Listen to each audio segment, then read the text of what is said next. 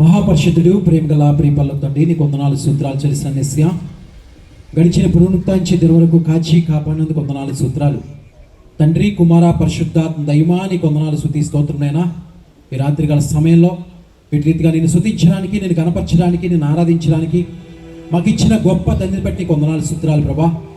మరి తండ్రి రెండో రోజున మరి వాతావరణాన్ని మరి సమస్తము ప్రభా నేను ఆదిలో ఉంచుకున్నందుకు వందనాలు సూత్రాలు ప్రభా. ఇగో నిలబడి మాట్లాడుతుండగా ప్రభా తండ్రి నా నోటిని బోరగా వాడుకొని ప్రభా తండ్రి విన్న ప్రతి ఒక్క హృదయాన్ని ప్రభా తండ్రి నీరు కట్టి ఫలింపు చేసినట్టు నీ కృప అనుగ్రహించమని ఈ యొక్క మీటింగ్స్ ద్వారా ఎవరైతే ప్రభా తండ్రి నీ పరిచయంలో మరి కొంతని స్థానిక సంఘ కాపును మీరు దీవించి ఆశించండి. అలాగే ప్రభా తండ్రి పరిచయంలో ఎవరైతే పాల్గొన్నారో వాళ్ళందరినీ దీవించండి ప్రభా తండ్రి ఈ మైక్ శబ్దం ద్వారా ఎంతమందికి అయితే వినబడుతుందో వారందరినీ దీవించి ఆశించి బలపరిచి స్థిరపడి నడిచమని యేసు అతి పరిశుద్ధ నామములో అడిగి వేడుకుంటున్నాము తండ్రి, ఆమేన్. దేవునికి స్తోత్రం, హల్లెలూయా. దేవునికి స్తోత్రం. మనం హల్లెలూయా చెప్తే మొదటగా దేవుడు సంతోషిస్తాడు. బాధపడేవాడు కూడా ఒకడు ఉన్నాడండి. ఎవరు? అపవాది. బాధపడద్దని హల్లెలూయా చెప్తామా, దేవుడు సంతోషిస్తాడని హల్లెలూయా చెప్తామా? దేవుడు సంతోషిస్తే ఆటోమేటిక్గా అపవాది మన నుంచి పారిపోతుంది. అలాగే ఇప్పటి వరకు ఆరాధన చేస్తాం. ఆరాధన చేస్తున్నప్పుడు మనం చప్పట్లు కొట్టాం. చప్పట్లు కొట్టడం అంటే దేవుడిని గణపరచడం. అలాగే ఇంకొక విషయం కూడా జరుగుద్ది. మనం కొట్టే చప్పట్లు ఆయన సన్నిధికి చేరి పరిశుద్ధాత్మ దేవుడు మరి ఎవరైతే వేదంతో ఉన్నారో, ఎవరైతే బాధతో ఉన్నారో, మరి ఇక్కడ ఎవరైతే నిలబడి మాట్లాడుతున్నారో పరిశుద్ధాత్మ దేవుడు వారి ద్వారా మీతో మాట్లాడిపోతున్నాడు. దేవుడి స్తోత్రం, హల్లెలూయా. దేవునికి స్తోత్రం. మనం ప్రేయర్కి బయలుదేరేటప్పుడు మనకన్నా ఒకడు రెడీ అయి ఉంటాడండి. ఆడేంటంటే ముందుగా రానివ్వడం, తీరా వచ్చిన తర్వాత కూర్చొనివ్వడం, తీరా కూర్చున్న తర్వాత విన్నివ్వడం, తీరా విన్న తర్వాత పాటించినవ్వడం. కాబట్టి 4 విషయాలు మీరు గుర్తుంచుకొని విన్న ప్రతి ఒక్క మాట కూడా మీరు హృదయాల్లో పెట్టుకొని మరి వాక్యానుసారంగా జీవించి నడిచినప్పుడు దేవుడు మన జీవితంలో గొప్ప కార్యాలు చేస్తాడు. దేవుడి స్తోత్రం, హల్లెలూయా. మరి ఈ అవకాశం ఇచ్చిన మొట్టమొదటిగా దేవాదేవునికి, అలాగే ఈ యొక్క మీటింగ్స్కి నిర్వహించడానికి ముఖ్య అతిథి అయినటువంటి డానియల్ పాస్టర్ గారికి, మాకు నిన్నటి దినం అలాగే ఈరోజు కూడా మంచి ఆతిథ్యం ఇచ్చి మంచి చక్కటి భోజనం పెట్టిన మరి నాన్నగారికి ప్రత్యేకమైన వందనాలు. చక్కగా మమ్మల్ని బాగా చూస్తున్నారండి, మా 8 మందిని కూడా.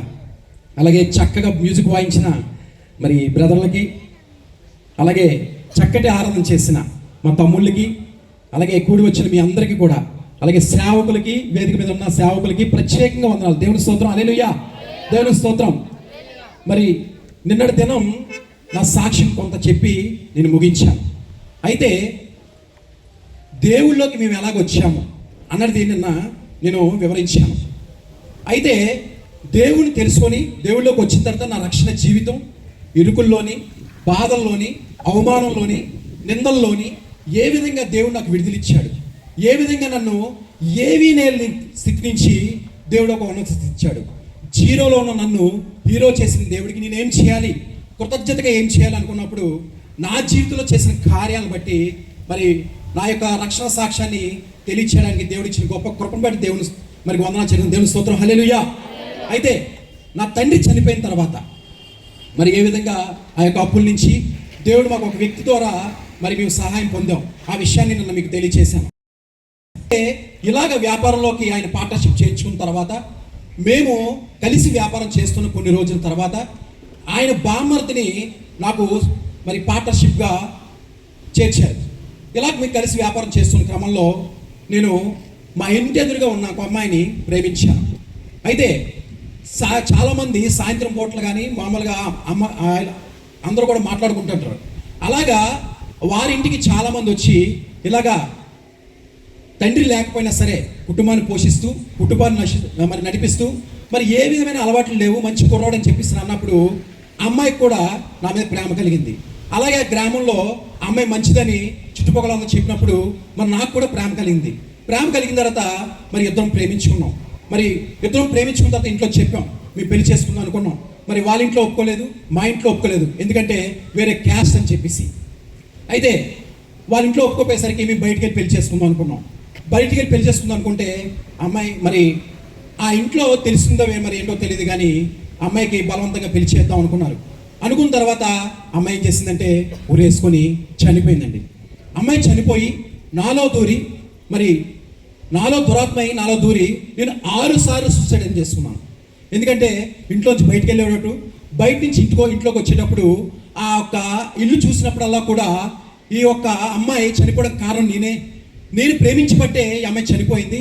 ఒకవేళ నేను ప్రేమించకపోతే ఈ అమ్మాయి బ్రతుకుండేది కదా, ఒక ప్రాణం పోవడం కారణం నేనే అని చెప్పేసి ఇంట్లోంచి బయటికి వెళ్ళేటప్పుడు బయట నుంచి ఇంట్లోకి వచ్చినప్పుడు ఆ ఇల్లు చూసినప్పుడల్లా కూడా మరి నాకు చనిపోవాలని ఆశ పుట్టి నేను 6 సార్లు సూసైడ్ చేసుకున్నానండి. ఒకసారి నిద్రమాతలు మింగిసా, ఒకసారి బస్సు కింద పడిపోయా, ఒకసారి మరి దువాడు బిచ్చి మేంచి దూకిపోయా, ఒకసారి రైల్వే పట్టాల పడుకుని పోయా, అలాగే ఒకసారి ఆటో కిందకి వెళ్ళిపోయా. ఇలాగ 6 సార్లు సూసైడ్ చేసుకుంటే ఈ విషయం తెలుసుకున్న మా పెదనాన్న గారు విజయవాడ నుంచి వైజాగ్ వచ్చి నన్ను విజయవాడ తీసుకువెళ్ళారు. విజయవాడ తీసుకెళ్ళి మరి తెల్లవారులు కూడా 24 గంటలు నా కోసం ఉపవాసం ఉండి ప్రార్థన చేసి గొలుసు ప్రార్థన చేసి నాకు విడుదల వచ్చిందనుకొని ఏప్రిల్ 2, 2010లో నాకు బాప్తీసం ఇచ్చి మళ్ళీ నన్ను వైజాగ్ పంపించారు. బాప్తీసం తీసుకోకముందు నా జీవితం, బాప్తీసం తీసుకున్న తర్వాత నా జీవితం, బాప్తీసం తీసుకోకముందు నా జీవితం శ్రమలు ఉండేవి. బాప్తీసం తీసుకున్న తర్వాత నా జీవితం శ్రమలతో పాటు విడుదలతో పాటు ఆశీర్వాదం చూశాను నేను. దేవుడు స్తోత్రం, హల్లెలూయా. అలాగా మరి బాప్తీసం తీసుకున్న తర్వాత ఈరోజు చాలా మంది బాప్తీసాలు తీసుకోవడానికి చాలా మంది ఆలోచన చేస్తున్నారండి. కన్నా తల్లిదండ్రులే బాప్తీసం తీసుకోకుండా మరి ఆపేస్తున్నారు చాలా మంది ఉన్నారు. మరి పెళ్లి కోసమో లేకపోతే ఉద్యోగం కోసమో బాప్తీసాలు చాలా మంది ఉన్నారు. అలాంటి బాప్తీసాలు దేవునికి అక్కర్లేదండి. ధనవంతుడైన ఆయన దరిద్రుడిగా ఈ లోకానికి వచ్చి నన్ను ధనవంతుడు చేశాడు. ఈ యొక్క విషయం చాలాసార్లు మనం విన్నప్పుడు ఆ మాట విన్నప్పుడు చాలా సంతోషం కలుగుద్ది. ధనవంతుడైన ఆయన దరిద్రుడిగా వచ్చి మరి నన్ను ధనవంతుడు చేశాడు. మరి ఇంకా మనం దరిద్రంలో ఉన్నాం కదా, మనం ఎక్కడ ధనవంతుడు అయ్యాం అని ఆలోచన చేస్తే పరిశుద్ధాత్మ దేవుడు నాకు ఒక విషయాన్ని బయలుపరిచారు. ఈరోజు ఈ గ్రామంలో మరి మీకు ఒక 2 ఎకరాల పొలం మీ నాన్నగారు ఇచ్చారనుకుందాం. మీరు హైదరాబాద్లోనో బెంగళూరులోనో స్థిరపడ్డారు. అయితే మీ నాన్న అక్కడ మీరు స్థిరపడిపోయారని చెప్పేసి మీ నాన్నగారు ఇచ్చిన ఈ గ్రామంలో ఇచ్చిన 2 ఎకరాలని మరి నేను అక్కడ స్థిరపడిపోయాను, ఆ 2 ఎకరాలు నాకు ఇవ్వండి అంటే అక్కడ అనుభవించడానికి అవుద్దా? ఎందుకు అవ్వదు? నీ తండ్రి ఎక్కడైతే ఆస్తి ఇచ్చాడో అక్కడ అనుభవించడానికి అర్హుడివి. అలాగే ధనవంతుడైన ఆయన దరిద్రుడు ఈ లోకానికి వచ్చి నన్ను ధనవంతుడు ఎక్కడ చేశాడంటే నిత్య జీవంలో చేశాడండి. మరి తండ్రి అయిన దేవుడు కుమారుడికి ఈ లోకానికి వచ్చి ఉచితమైన రక్షణని నీ కొరకు నాకు ప్రాణం పెట్టి ఉచితమైన రక్షణని మనకి ఉచితంగా ఇస్తే మనం ఏం చేస్తున్నామంటే ఉచితమైన బస్సు కోసం పరిగెడతాం, ఉచితమైన మరి బియ్యం కోసం పరిగెడతాం. కానీ ఉచితమైన రక్షణ నీకు ఇస్తే మాత్రం వాటి కోసం మాత్రం మనం నిర్లక్ష్యం చేస్తున్నామండి. ఒకసారి ఆలోచన చేయండి. ఒక పూట అంటే నీకు ఇచ్చిన ఆ బియ్యాన్ని 1 నెల తీసుకున్న తర్వాత మళ్ళీ అక్కడికి వెళ్ళి క్యూలో మనం నిలబడాలి. అయితే ఒక పూట వండుకొని తింటే అరిగిపోయే ఉచితమైన బియ్యం కోసమే మీరు ఎంత ఆసక్తి చూపిస్తే మరి ఆకలి లేని రాజ్యాన్ని, పరిపాలన లేని రాజ్యాన్ని, ఒక సింహాసనాన్ని దేవుడు నీకు ఉచితంగా ఇస్తుంటే ఆ ఉచితమైన రక్షణ మనం ఏం చేస్తున్నామంటే నిర్లక్ష్యం చేస్తున్నామండి. కాబట్టి ఆ ఉచితమైన రక్షణ ఏంటో విలువ తెలుసుకొని ఈరోజు మనం బ్రతుకున్నామంటే కేవలం దేవుని కృప. ఈరోజు మనం కూర్చొని ఉన్నామన్నామంటే లేకపోతే ఈరోజు ఉదయమే లేచి మళ్ళీ ఆ యొక్క పనులన్నీ చేసుకొని మళ్ళీ తెల్లవారు మళ్ళీ ఆ సాయంత్రకాల సమయంలో ఆ పనులు చూసుకొని పడుకొని మళ్ళీ ఉదయం లేస్తున్నామంటే కేవలం దేవుని కృప. ఏ రోజు రాత్రికి ఏమని జరుగుతుందో రేపు ఉదయం ఏం జరుగుతుందో మన చేతిలో మనకు లేదండి. కాబట్టి ఆలోచన చేయండి. రక్షణ విషయంలో ఎవరు రక్షించబడాలని ఎవరు ఉంటే రక్షణ పొందండి. బాప్తిసం తీసుకొని ఇంకా మారు మనసు పొందాలని ఎవరు ఉంటే మారు మనసు పొందండి. మారు మనసు అంటే ఏంటో తెలుసా? పాపాన్ని విడిచిపెట్టడమే, అబద్ధం ఆడకపోవడమే, వాక్యానుసారంగా జీవించడమే, వాక్యానుసారంగా నడవడమే. నిత్యము మనం బైబిల్ చదవాలి. బైబిల్ చదువుతూ వాక్యానుసారంగా జీవించి వాక్యానుసారంగా నడవాలి. బైబిల్ చదవడం లాభం ఏంటో తెలుసా? మనం వాక్యం చదువుతున్నప్పుడు ఈ పరిశుద్ధ గ్రంథం చదువుతున్నప్పుడు ముందుగా ఏమవుతుందంటే పాపం నుంచి విడిపిస్తుంది. 2 పాపం చేయనుకొని చేస్తుంది. 3 పాపం లేని చోటు తీసుకెళ్తుందండి. కాబట్టి మనము లోక జ్ఞానం కాకుండా దేవుని జ్ఞానం కావాలని మనం నిత్యము కూడా వాక్యం చదవాలి, ప్రార్థించాలి. అలా ప్రార్థించినప్పుడు ఏమవుతుందంటే మన జీవితంలో గొప్ప కార్యాలు చేస్తాడు. లోక జ్ఞానం ఏం చేస్తుందంటే నిన్ను సమాధి వరకు తీసుకెళ్తుంది. దేవుని జ్ఞానం ఆ సమాధి నుంచి నిత్య జీవాన్ని వారసత్వం చేస్తుంది. కాబట్టి మనం నిత్యము కూడా బైబిల్ చదవాలి. ఒక సేవకులు ఒకలే కాదండి బైబిల్ చదవడం. మన బైబిల్ ప్రతి ఒక్కరు కూడా వాక్యం చదువుతున్నప్పుడు మన ఎదుటి వ్యక్తితో మాట్లాడే జ్ఞానం కూడా దేవుడు మనకు అనుగ్రహిస్తాడు. అలాగే మన నిత్యము కూడా బైబిల్ చదవాలి. అలాగే నేను బాప్తిసం తీసుకొని మరి వైజాగ్ వచ్చిన తర్వాత మరి మా తల్లి సంఘానికి వెళ్ళడానికి నేను ఇష్టపడలేదు. ఎందుకంటే ఈ యొక్క సూసైడ్ ఐటము ఇవన్నీ తెలుసుకొని ఆ యొక్క సంఘంలో అందరికీ తెలుసు కాబట్టి ఆ సంఘానికి వెళ్ళడానికి నాకు నామోచిగా పుట్టి ఆ సంఘానికి వెళ్ళకుండా ప్రతి నెల కూడా నేను విజయవాడ వెళ్ళి అక్కడే బల్ల తీసుకొని అక్కడే మరి ప్రతి నెల కూడా అక్కడే దశభాగిస్తూ ఉండేవాడిని. అయితే 2 నెలలు చూసారా పాస్టర్ గారు చూసిన మాట చెప్తున్నారు, అమ్మ తిమోతి మరి ప్రతి నెల కూడా ఇక్కడ రావడం కరెక్ట్ కాదు, మరి దగ్గరలో సంఘానికి వెళ్ళు. సంఘం అంటే చిన్న సంఘం ఏదో చూసుకొని వెళ్ళు. పెద్ద సంఘానికి వెళ్ళడం వల్ల ఏమవుతుందంటే పెద్ద సంఘంలో వాక్యం ఉంటుంది కానీ దేవునికి ప్రేమ ఏంటో, దేవునికి సువార్త ఏంటో, దేవునికి పరిచయం ఏంటో అర్థం అవుతుంది. కాబట్టి చిన్న సంఘం ఏదో చూసుకొని చిన్న సంఘానికి వెళ్ళు. ఆ చిన్న సంఘంలో దేవుని యొక్క ప్రేమ ఏంటో, దేవుని యొక్క మరి సువార్త ఏంటో, పరిచయం ఏంటో నీకు అర్థం అవుతుంది. కాబట్టి చిన్న సంఘం ఏదో చూసుకొని చిన్న సంఘానికి వెళ్ళమని చెప్పారు. అయితే ఈరోజు చిన్న సంఘంలో సేవకుల పేరు చెప్పుకోవడం మనకు నామోచ్చేయండి.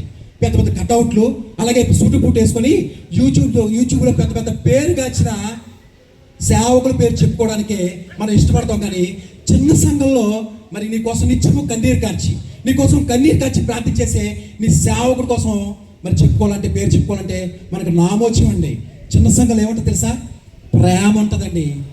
పేరు పెట్టి నేను పిలిచి అమ్మా పాట పాడు, అమ్మా వాక్యం చదువు, అమ్మా ఈ పని చేయి, అమ్మా ఈ పని చేయి చెప్పేసి చెప్పేది ఎక్కడో తెలుసా? చిన్న సంఘంలోనేనండి. నీ ఇంట్లో ఫంక్షన్ అయితే ఆ ఫంక్షన్లో అనుకున్న కానించి చివరి వరకు అయ్యేంత వరకు కూడా ఆ పక్కన నా ఫంక్షన్గా ఫీల్ అయ్యి చేసేవారు ఎవరో తెలుసా? నీ చిన్న సంఘంలో సేవకుడే. కాబట్టి నిత్యము నీ కోసం కన్నీరు కార్చి నీ కోసం ప్రార్థించేవాడు ఎవడో తెలుసా? నీ చిన్న సంఘంలో సేవకుడేనండి. నీ ఒంట్లో బాగోపోతే ఇంటికి వచ్చి ఏమో ఎలా ఉన్నారు, బాగున్నారా అని అడుగుతారా? మరి సేవకులు అడుగుతారా? అడగరా? మరి ఇదే విశ్వాసి అయ్యగారు ఎలా ఉన్నారు, 2 రోజులు మీటింగ్స్ పెడుతున్నారంట కదా, మరి దానికి కొంత ఖర్చు అవుతుంది కదా, మరి వారెవరో వైజాగ్ నుంచి వస్తున్నారు, వారి భోజనం ఏర్పాట్లు ఇవన్నీ చేయాలి కదా, మరి దీనికి ఖర్చు అవుతుంది కదా, మీకేం కావాలా అయ్యగారు అని చెప్పి అడిగే విశ్వాసులు ఎవరైనా ఉన్నారండి? లేరండి. అలా అడిగిన రోజున ఆ యొక్క సంఘ కాపరికి ఎంత సంతోషం ఉంటుంది తెలుసా? అయ్యో నా సంఘ విశ్వాసి, నా యొక్క సంఘం, నా బిడ్డలు నా మంచి కోసం అడుగుతాను, నువ్వు ఇవ్వకపోయినా పర్లేదు, కానీ నువ్వు అడిగిన రోజున నేనున్నాను అయ్యగారు అని చెప్పినప్పుడు 1000 బలం ఉంటుందండి. అందులో బట్టి ఆయన సంతోషిస్తాడు. ఆ సంతోషం బట్టి దేవుడు సంతోషిస్తాడండి. కాబట్టి సంఘ కాపరిని మరి కాపాడుకునే బాధ్యత కూడా మనకు ఉందండి. కాబట్టి మన చిన్న సంఘం అని పేరు చెప్పుకోవడానికి మరి నామోచి పడక చెప్పు, నిజంగా నీ సేవకుడి కోసం సిగ్గుపడక నా కోసం ప్రార్థన చేస్తాడు, నా కోసం కన్నీరు కారుస్తాడు, నా ఒంట్లో పోతే నా ఇంటికి వచ్చి నన్ను పలకరిస్తాడు అని గర్వంగా చెప్పు. కాబట్టి సేవకులు అంటే చిన్న సంఘం సేవకుల పేరు చెప్పుకోవడానికి నామోచి పడదు. ఈరోజు గర్వంగా చెప్పుకోండి. కాబట్టి చిన్న సంఘంలో ఏముంటుందంటే ప్రేమ ఉంటుంది. అలాగా మరి ఆయన చెప్పినప్పుడు మా యొక్క ఫ్రెండ్ ద్వారా దగ్గరలో ఉన్న సంఘానికి వెళ్ళడం జరిగింది. ఆయనకి స్వస్థవరం ఉంది, అలాగే స్టీల్ ప్లాంట్ ఒక ఉన్నతోద్యోగం చేస్తూ మరి స్వస్థవరం ఉందని చెప్పేసి మా ఫ్రెండ్ చెప్పినప్పుడు నేను ఆ సంఘానికి వెళ్ళడం జరిగింది. సంఘానికి వెళ్ళిన తర్వాత కొన్ని రోజులకి ఏమైందంటే ఒక అమ్మాయితో మ్యారేజ్ సెట్ అయింది. పెళ్లి కార్డులు పంచుకున్నాం, అలాగే ఎవరెవరికి ఏ డబ్బులు అందరికీ అడ్వాన్స్ ఇచ్చుకున్నాం. అన్నీ ఇచ్చుకున్న తర్వాత పెళ్లి కరెక్ట్గా మరి 4 రోజులు ఉందనగా మా చుట్టాలు అందరూ కూడా విజయవాడ నుంచి అందరూ వచ్చేసారు. అన్నీ అయిపోయి అన్ని ఏర్పాట్లు అయిపోయి అన్నీ అయిపోయిన తర్వాత పెళ్లి కరెక్ట్గా 4 రోజులు ఉందనగా అమ్మాయి వెళ్ళిపోయిందండి. ఎందుకు వెళ్ళిపోయిందో తెలియదు. ఇప్పుడు ఎవరైనా ప్రేమించిందంటే ప్రేమించలేదు. ఏంటి బాధ, ఏంటి కష్టము? మొన్నేమో మరి తండ్రి చనిపోయాడు, తండ్రి చనిపోయిన తర్వాత ఏమో ఎన్నో బాధలు పడితే దేవుడు కృపను బట్టి ఒక వ్యక్తి వచ్చి సహాయం చేశాడు. తర్వాత ఏమో అమ్మాయి చనిపోయింది. ఇదే ప్రభావం ఇప్పుడు అమ్మాయి వెళ్ళిపోయింది. ఏంటి ప్రతిరోజు ఈ కష్టాలు పడాల్సిందని చెప్పేసి నేను ఏడుస్తుంటే మా ఫ్రెండ్ వచ్చాడండి. అరే శివా, నీ జాతకం పోవాలంటే ఉంది, గాజువాబు ఒక సిద్ధాంతం ఉన్నాడు, ఆ సిద్ధాంతం తీసుకెళ్తాను పదరా అని చెప్పాడు. వెంటనే వెళ్ళిన తర్వాత ఆ యొక్క సిద్ధాంతి నా యొక్క జాతకం అంతా చూస్తున్నారు. దాన్ని చెప్తున్న మాట ఏంటంటే, బాబు నీకు పెళ్లి దోషం ఉంది, ఈ దోషం పోవాలంటే మరి 12 రోజులు 41 మంది పంతులతో ఉపవాసం ఉండి పూజలు చేసి అభిషేకాలు చేసి అదంతా అయిపోయిన తర్వాత చివరి రోజున ఒక అరటి చెట్టుతో పెళ్లి చేయాలి. ఆ అరటి చెట్టుతో పెళ్లి చేసిన తర్వాత నీ దోషం పోద్ది, అప్పుడు నీ పెళ్ళి అవుద్ది అన్నాడు. ఆయన అన్ని మాటలు చెప్పిన తర్వాత చెప్పినప్పుడు నాకు దేవుడు గుర్తురాలేదండి. ఎప్పుడు దేవుడు గుర్తొచ్చాడు తెలుసా? సార్ ఎన్ని కాదు సార్, ఇవన్నిటికీ ఎంత అవుతాయి సార్ అన్నాను. ఇప్పుడు దేవుడు గుర్తొచ్చాడు. ఎందుకు?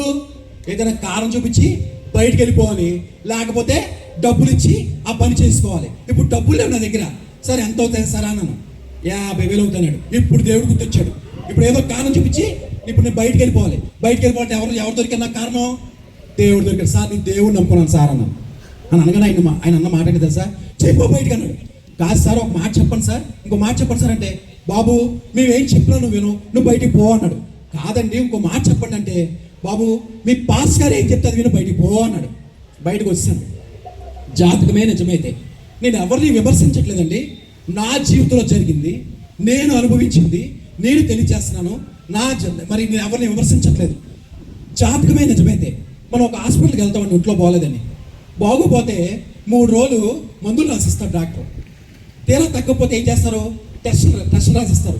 తీరా టెస్ట్లో సమ్ ప్రాబ్లం వచ్చిందని చెప్పేసి ఆ రిపోర్ట్లో తేలిక డాక్టర్ చెప్తాడు, అమ్మ నీకు ఈ ప్రాబ్లం ఉంది బాబు, ఈ ప్రాబ్లం ఉంది అనగానే మన ఇన్నర్ ఫీలింగ్ ఏంటంటే, నేను ఇంత బాగుంటే ఈ డాక్టర్ కాదురా, మరి ఇంత బాగుంటే నాకు రోగం ఉందంటారని చెప్పేసి మనం ఏం చేస్తామంటే సెకండ్ ఒపీనియన్కి వెళ్తాం. సెకండ్ ఒపీనియన్కి వెళ్ళి మళ్ళీ ఇంకో డాక్టర్ దగ్గరికి వెళ్తే ఈ డాక్టర్ ఏ టెస్ట్ రాశాడో ఈ డాక్టర్ కూడా అదే టెస్ట్ రాసిస్తాడు. ఈ రిపోర్ట్లో ఏదైతే మరి ప్రాబ్లం వచ్చిందో ఈ రిపోర్ట్లో కూడా అదే ప్రాబ్లం. ఎందుకు? నీ ఒంట్లో రోగం ఉంది కాబట్టి, అది నిజం కాబట్టి రోగం ఉందని వస్తుంది. నువ్వు 100 మంది దగ్గరికి వెళ్ళి టెస్టులు చేయించినా, 100 మంది 1000 మంది దగ్గరికి వెళ్ళి టెస్టులు చేయించినా అందులో రోగం ఉందని వస్తుంది. జాతకమే నిజమైతే. మరి ఒక వ్యక్తి ఏమన్నాడు నన్ను, బాబు నువ్వు 20 సంవత్సరాలే చనిపోతా ఉన్నాడు.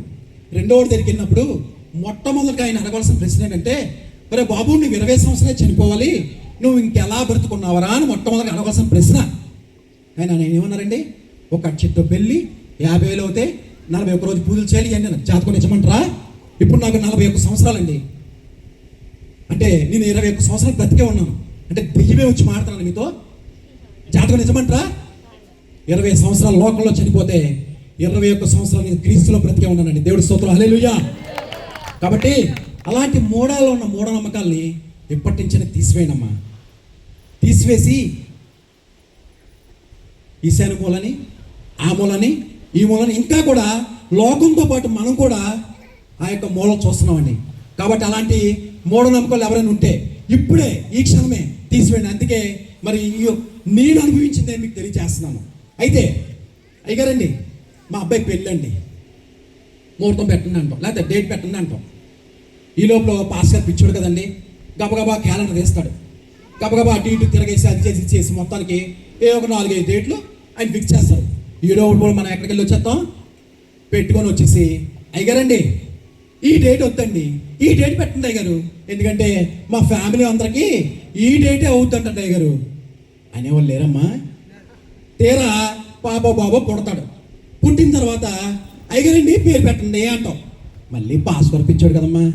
వెంటనే పాపం ఆది కాండం నుంచి ప్రకటన గ్రంథం వరకు ముందు నుంచి వెనక నుంచి ముందుకి మొత్తం తిరగేసి అది చేసి ఒక 4 పేర్లు రాసుకొస్తాం. రాసుకొచ్చిన తర్వాత మనం ఎక్కడికి వెళ్ళి వచ్చేస్తాం, పెట్టుకొని వచ్చేసి అయ్యగారు పెట్టే లోపల అయ్యగారు ఆగండి ఈ పేరు పెట్టండి అయ్యగారు, మీరు ఏదైనా బైబిల్లో పేరు పెట్టారనుకోండి మా నోరు తిరగదండి, మరి ఈ పేరు పెట్టండి అని చెప్పండి అనేవాళ్ళు లేరమ్మా. ఆలోచన చేయండి. కాబట్టి అలాంటి మూఢనమ్మకాల్లో ఉంటే తీసివేయనమ్మా. ఇంకా లోకంతో పాటు మనం కలిసి మనం పనిచేస్తే ఇంకా లోకానికి మనకి సంబంధమే ఉంది. ఆలోచన చేయండి. అలాగా మరి అబ్బాయి నేను ఇంటికి వచ్చిన తర్వాత ఈ విషయాలన్నీ తెలుసుకున్న మా పాస్టర్ గారు ప్రతిరోజు కూడా డ్యూటీ నుంచి వాళ్ళింటికి వెళ్ళకుండా మా ఇంటికి వచ్చి ప్రతిరోజు కూడా మరి వాక్యం చెప్తూ మరి క్రీస్తు ప్రేమ ఏంటో తెలియజేస్తూ మరి పరిచయం ఏంటో తెలియజేస్తూ సువార్త ఏంటో తెలియజేస్తూ ఎన్ని చేసినప్పుడు ఎన్ని మాట్లాడుతున్నప్పుడు ఆయన క్రీస్తు ప్రేమను తెలియజేసినప్పుడు నాకు చనిపోవాలనుకున్న నాకు మళ్ళీ బ్రతకాలని కోరిక ఎప్పుడు పుట్టిందో తెలుసండి? నా ఆత్మీయ తండ్రి నా పైన చూపించిన ప్రేమ అండి. ప్రతిరోజు కూడా మా ఇంటికి వచ్చి నన్ను నిత్యము కూడా నన్ను బలపరిచి నన్ను మళ్ళీ బ్రతకాలని కోరిక పుట్టించిన తర్వాత సంఘానికి వెళ్ళి పరిచయం చేయడం మొదలుపెట్టాను. సంఘానికి వెళ్ళి పరిచయం చేస్తున్నప్పుడు 2 రోజులు మీటింగ్స్ పెట్టారు. ఒక పాస్టర్ గారు వచ్చారు. నా యొక్క పరిచయం చూసి మరి ఆ పాస్టర్ చూసి ఎవరి కుర్రోడు చక్కగా పరిచయం చేస్తానని చెప్పేసి అన్నప్పుడు ఒక మంచి సంబంధం చూడండి, మరి మంచి కుర్రోడు ఇది పరిస్థితి అని చెప్పేసి మరి ఆ పాస్టర్తో చెప్పినప్పుడు సామెతల గ్రంథం 31వ అధ్యాయం 10వ వచనంలో ఒక మాట రాస్తుంది, గుణవతి అయిన భార్య దొరుకుట అరుదు, అది ముత్యము కన్నా అమూల్యమైనది. అలాంటి ముత్యము లాంటి అమ్మాయిని దేవుడు నాకు అనుగ్రహించాడు. దేవుడి స్తోత్రం, హల్లెలూయా. ఎంత ముత్యం అంటే నా బైబిల్ గురువు సండే స్కూల్ చెప్పుద్ది, మరి నన్ను సరిచేస్తున్న భార్య, నన్ను సరిచేసి నన్ను నడిపిస్తున్న నా భార్య, ఎంత అంటే నేను సాక్ష్యం చెప్తున్నప్పుడు, ఏదైనా తప్పు చెప్తున్నప్పుడు కానీ, ఏదైనా రాంగ్ మాడుతున్నప్పుడు కానీ, ఇలా కాదు ఇలా చెప్పు అని చెప్పేసి నన్ను సరిచేసి, నన్ను నడిపిస్తూ, నాకు సహకరిస్తూ, ఎంత గుణవత్తరాలంటే మా బామ్మర్దికి మ్యారేజ్ అయిందండి. మ్యారేజ్ అయితే పెళ్లి కోసం మరి చీర కొంటానని చెప్పా, 20,000 చీర. నాకెందుకంటే బాబు ఎంత రేట్ అని చెప్పేసి, నాకు వద్దు, అంత రేట్ పెట్టి నాకు చీర కొనొద్దనింది. అయితే దేవుని కోసం అంటే నేను దేవుని కోసం నేను ప్రార్థించాను. ఉపవాసం ఉండి కొన్ని రోజులు ప్రార్థన చేసినప్పుడు, ప్రభువా నీ పిలుపుకి కారణం ఏంటి, మరి నేను ఏ విధంగా పరిచయం చేయాలి? చాలామంది ఏమో చర్చి పెట్టే, సంఘం పెట్టే, నీ యొక్క వాయిస్ బాగుంది, లేకపోతే నువ్వు చక్కగా స్టేజ్ ఫీల్ లేకుండా మాట్లాడుతున్నావు కాబట్టి నువ్వు సంఘం పెట్టేసి అని చెప్పి అందరూ చెప్తున్నప్పుడు, మనిషి నిలబెట్టాడు అనుకోండి, ఏదో ఒక రోజు వీడు నా వల్లే ఎదిగాడు, వీడు నా వల్లే నిలబడ్డాడు అని చెప్పేసి అంటారు. అదే దేవుడు నిలబెట్టాడు అనుకోండి, ఎవరో కూడా చెప్పుకోవడానికి అవకాశం ఉండదు. అలాగా దేవుడు నేను ఉపవాసం ఉండి అడిగినప్పుడు దేవుడు నాతో మాట్లాడిన మాట, నువ్వు చెప్పే సాక్ష్యము 4 గోళం చెప్పేది కాదు, గాస్పుల్గా నీ యొక్క సాక్ష్యాన్ని, నీ రక్షణ సాక్ష్యాన్ని వివరించాలి. అలా వివరించినప్పుడు అనేక మంది రక్షించబడతారని చెప్పినప్పుడు, ప్రభువా ఈరోజు ఈ వేదిక మీద నిలబడి నాకు అవకాశం ఇస్తున్నారు, ఇప్పుడు కానీ మీరు స్టేజ్ వేయండి, లైటింగ్ పెట్టండి, సౌండ్ సిస్టమ్ పెట్టండి, నా యొక్క రక్షణ సాక్ష్యాన్ని నేను వచ్చి వినిపిస్తానంటే ఎవరు ఒప్పుకుంటారు ప్రభు అని చెప్పేసి అని దేవుడు నాతో మాట్లాడిన మాట ఏంటంటే, నువ్వు పట్టుకెళ్ళి తిమోతి, నువ్వు పట్టుకొని వెళ్ళు అని చెప్పేసి దేవుడు నాతో మాట్లాడినప్పుడు 20 లక్షలు పెట్టి, ఇదిగోండి ఇది మీరు చూస్తున్న వ్యాను, ఇది వ్యాన్లా కనబడుతుంది, కానీ ఈరోజు ఇక్కడ స్టేజ్ ఉంది కాబట్టి అది స్టేజ్ లాగా వేయలేదు, లేకపోతే అది స్టేజ్ కూడా అయిపోతుంది. అలాగే 20 లక్షలు పెట్టి మరి వ్యాన్ కొని, అలాగే సౌండ్ సిస్టము, లైటింగు, అదే స్టేజ్లా చేసి మరి ఈరోజు మీ ముందుకు వచ్చానండి. అలా 20 లక్షలు పెట్టి దేవుని కోసం ఖర్చు పెడతానంటే నా భార్య వద్దని లేదండి. తన సొంతం కోసం, తన తమ్ముడి పెళ్లి కోసం చీర కొంటానంటే వద్దని చెప్పింది. దేవుడి కోసం 20 లక్షలు పెట్టి నీకు కొంటానంటే వద్దని చెప్పలేదండి. గుణవత్తరాలు అంటారా? ఈరోజు భర్త చీర కొంటానంటే వద్దనే ఆడవాళ్ళు ఎంతమంది అండి? చేతులెత్తండి. దేవుని స్తోత్రం అమ్మా, దేవుడు నేను దీవించును గాక. ఇగో శోభ, ఒక ఆవిడ ఉన్నారు ఇక్కడ, నా భార్యకి చెప్పుకోవడానికండి. గుణవత్తరాలు అంటారా? అలాంటి మంచి భార్యని దేవుడు నాకు కలిగించాడు. దేవుడి స్తోత్రం, హల్లెలూయా. మరి అయితే పెళ్లి దగ్గర పడుతుంది, డేట్స్ పెట్టుకున్నాం. దగ్గర పడుతుండగా విపరీతమైన జ్వరం వస్తుంది, విపరీతమైన తలనొప్పి వస్తుంది, మళ్ళీ చనిపోవాలని కోరిక, మళ్ళీ పాస్గా చూస్తే పారిపోతుండేవాడిని. ఏంటి తిమోతి ఇంతవరకు నా పక్కనే ఉండేవాడు, ఇప్పుడేంటి ప్రార్థనకు రావట్లేదు, పారిపోతున్నాడు, ఇంటికి వెళ్ళినా దొరకట్లేదు ఏంటి అని చెప్పేసి మా పాస్టర్ ఒకరోజు నన్ను పట్టుకొని ప్రార్థన చేశారు. ప్రార్థన చేస్తుంటే దురాత్మ అంటుంది, శివ అంటే నాకు ఇష్టం, శివ అంటే నాకు ప్రాణం, ఇంతకు ముందు సంబంధం నేనే తీసుకువెళ్ళిపోయాను, ఈ సంబంధం నువ్వు ఎలా చేస్తావో చూస్తాను, నేను చంపేస్తానంటే మరి నా తండ్రి, మా ఆత్మీయ తండ్రి అంటున్నారు, శివ కాదు, యేసు బిడ్డ, యేసు రక్తంలో కడగబడిన బిడ్డ, నువ్వేమి చేయను అని చెప్పేసి చర్చి కింద ఒక రూమ్ ఉంటే తెల్లవారులు అండి మరి నా కోసం 4 రోజులు నా ఆత్మీయ తల్లిదండ్రులు ఇద్దరు కూడా కన్నీరు కాచి ప్రార్థించారండి. అలా కన్నీరు కాచి ప్రార్థించినప్పుడు దురాత్మ అంటుంది, నేను కాలిపోతున్నాను, నేను చనిపోతున్నాను, నేను వెళ్ళిపోతాను. నువ్వు ఆల్రెడీ చనిపోయావు, నువ్వు వెళ్ళిపోవడం సూచన ఏంటంటే నా పక్కన నాకు అద్దాన్ని బళ్ళుమని పగలగొట్టి మరి ఆ దురాత్మ నాలోంచి బయటికి వెళ్ళిపోయిందని. దేవుడి స్తోత్రం, హల్లెలూయా. నేను ప్రేమించిన అమ్మాయి నన్ను చంపడానికి చూసింది, నన్ను ప్రేమించిన నా దేవుడు మీ ముందు సజీవంగా నిలబెట్టాడని. దేవుడి స్తోత్రం, హల్లెలూయా. మరి పెళ్లి అంగరంగ వైభవంగా ఎంతో ఘనంగా మరి వివాహం జరిగింది. అయితే 40 డేస్ ఉపవాస కొడుకుల్లో నా తల్లి 2 విషయాలు రాసుకుంది. ఒకటి, ప్రభువా మా ఆఫీస్ బోర్డు మాకు వచ్చేయాలి. 2, 50 గజాల స్థలం ప్రభువా, 3 అంతస్తు బిల్డింగ్ కట్టి 4వ అంతస్తు నీ మందిరికి ఇస్తాను ప్రభువా రాసుకుంది. నేను మొట్టమొదటి విషయం చూసుకొని నేను నవ్వుకున్నాను. ఏంటి నా తల్లికి అనిపించా, 3 లక్షలు పెట్టుబడి పెట్టినోడు మనల్ని బయటికి పొమ్మంటాడు కానీ ఆయనంతా ఆయన మన ఆఫీస్ మనకి ఇస్తానని చెప్పేసి నేను నవ్వుకున్నాను. కానీ మనుషులకి సాధ్యం కాదు కానీ దేవునికి అసాధ్యమైంది ఏదీ లేదండి. దేవుని స్తోత్రం, హల్లెలూయా. అలాగే చిన్న ముళ్ళు పెట్టి, అంటే మా పార్ట్నరు అలా బామ్మర్ది నాకు వచ్చే డబ్బులు, వాటర్ డబ్బులు అన్నీ కూడా ఆయన వాడేస్తుండేవాడు. నేను ఆ విషయాన్ని ఆయనకి తెలియజేశాను. ఏం చేస్తున్నాడు అమ్మా సార్, నా డబ్బులు అవి వాడేస్తున్నాడు సార్ అంటే, అమ్మ ఏం చేస్తున్నామా డబ్బు అంతంటే, సార్ ప్యాకెట్ ఆడిసి పోగొట్టేస్తున్నాడు సార్ అన్నాను. అమ్మ వాళ్ళ అక్కను అమ్మాలంటే రెడ్ హ్యాండ్గా పట్టుకోవాలి, రెడ్ హ్యాండ్గా పట్టుకుపోతే వాళ్ళ అక్కను అమ్మదు, కాబట్టి రెడ్ హ్యాండ్గా పట్టుకోవాలంటే ఈ విషయాలన్నీ కూడా ఆఫీసులో గుమస్తాయని చెప్పామంటే, వాడు ఆడుతున్నప్పుడు మాకు ఫోన్ చేయి, మేము వచ్చి పట్టుకుంటాం అని చెప్పినప్పుడు కరెక్ట్గా ఆడుతున్న టైంలో 4-5 సార్లు పట్టుకున్నాం. ఇదే విషయాన్ని వాళ్ళ భార్యకి చెప్పినప్పుడు ఇంట్లోని విడిచిపెట్టి బయట ఎక్కువగా ప్రేమిస్తున్నాడని చెప్పేసి ఈ ఆఫీసులో విషయాలన్నీ ఎవరు తెలియజేస్తున్నారు? గుమస్తా తెలియజేస్తున్నాడు. కాబట్టి గుమస్తాను మానిపించేయమని చెప్పేసి అలా ఆవిడ ఆయన చెప్పినప్పుడు మరి నాతో కూడా ఆయన మానిపించేయమన్నాడు. నేను అన్నాను, సార్ నమ్మకంగా మరి 15 సంవత్సరాలు పనిచేస్తున్నాడు, ఏదైనా కారణం చూపించి మానిపించేద్దాం సార్, ఇలాగ ఇప్పుడు ఏ తప్పు లేకుండా మానిపించేస్తే కరెక్ట్గా సార్ అని చెప్పేసి అంటే నా మాటకి ఎదురు చేస్తామని చెప్తామని చెప్పేసి ఆయన ఏం చేశారంటే ఇంటికి రమ్మని చెప్పేసి 3 వ్యక్తులు కలిసి నన్ను కొట్టి రూమ్లోకి తీసుకెళ్ళి కొట్టి చంపబోయారండి. నా కాలు పట్టుకొని లోపల తీసుకెళ్ళిపోయి పేక మీద కాలేసి తొక్కి కొట్టి కొట్టి కొట్టి కొడుతుంటే నన్ను ఎందుకు కొడుతున్నారండి? నేనేం తప్పు చేశానంటే నా మాటకి ఏదో సమానం చెప్తారా, నేను చంపేస్తానరా, నేను చంపేస్తానని చెప్పేసి 3 కలిసి నన్ను కొడుతుండగా నేను ఫోన్ ఆన్ చేసి వదిలేశాను. మా తమ్ముడికి ఫోన్ చేసి మరి వెగ్గు వీళ్ళు నన్ను చంపేస్తున్నారు అనగానే వాడు పరిగెట్టుకొని వాళ్ళ ఇంటికి వచ్చారు.